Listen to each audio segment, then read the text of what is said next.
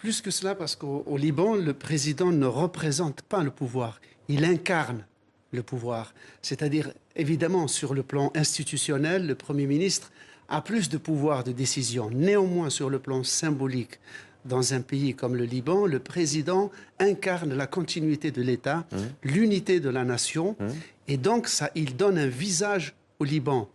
Pendant 2 ans, le Liban n'avait pas de président et donc le Liban était d'une certaine manière en état d'apesanteur. Il était sorti de la vie politique internationale.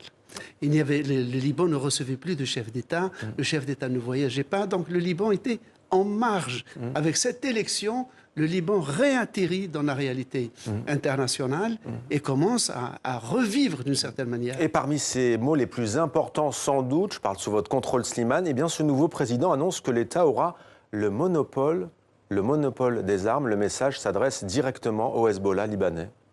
Oui, il n'y a pas que le Hezbollah qui est armé. D'autres sont armés mais cachent les armes.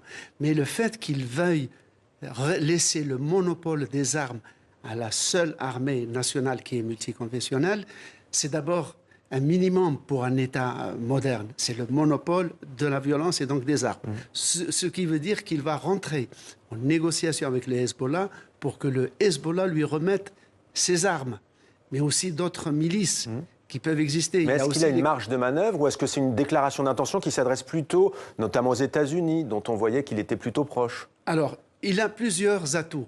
Le premier atout, c'est la lassitude de la population libanaise qui n'en peut plus de vivre dans une espèce de non-État.